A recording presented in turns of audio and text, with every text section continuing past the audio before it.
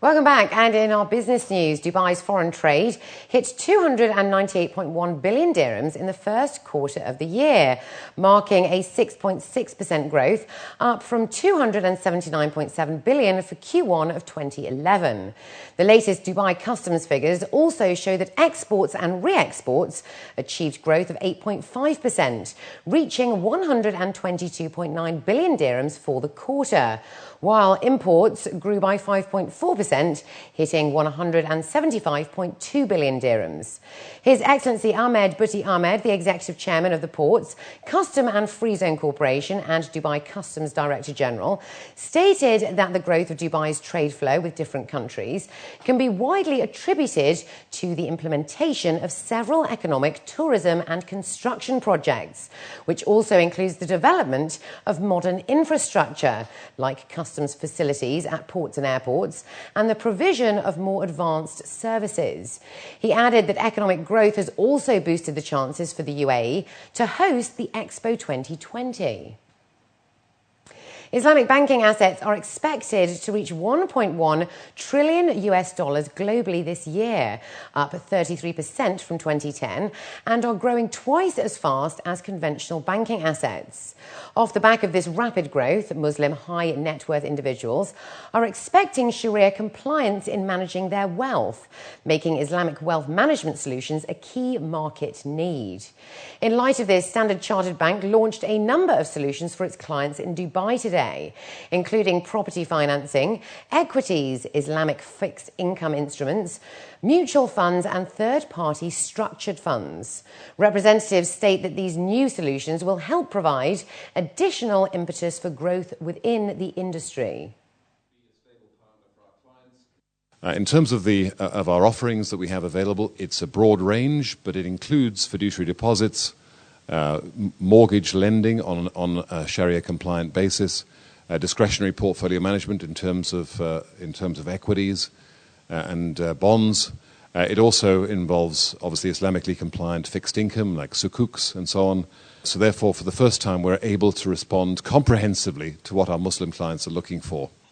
There are more than 500,000 high net worth individuals in the GCC, with net investable assets of over $1.7 trillion. However, experts say this segment still remains underdeveloped and underserved. The progress to date in terms of private banking offerings in terms of the Islamic offerings has been pretty patchy. What we're trying to do right now is to offer a comprehensive range of services for our Muslim clients in the region. We think this is very, very important. It aligns with our Here for Good brand and value. And of course, it's very important for a bank that has been in the region, in the Middle East now for, in some cases, up to 92 years. And let's now take a look at the stock indices across the GCC.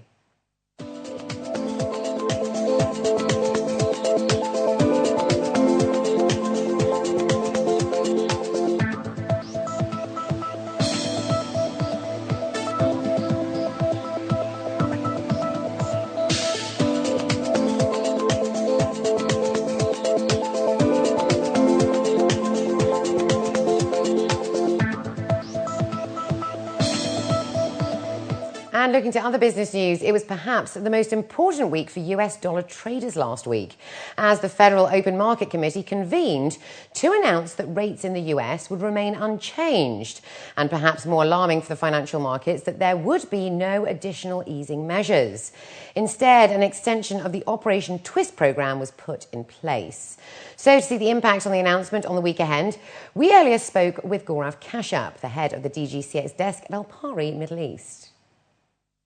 The lack of action from the Federal Reserve and their failure to commit to any additional quantitative easing measures for the US economy is what really led to a sell-off in the financial markets starting on Friday, and we're seeing that effect go into full flow into Monday's trading session. Overall, the lack of their actions, markets were largely expecting some form of QE3, whether it be the purchase of mortgage-backed securities or outright bond purchases. But instead, the Federal Reserve just extended their Operation Twist program, the swapping of short-term bonds for long-term bonds to flatten the yield curve and to bring some kind of liquidity into the markets, was by far the least desirable result. as it's seen as a very, very less aggressive move by the Federal Reserve.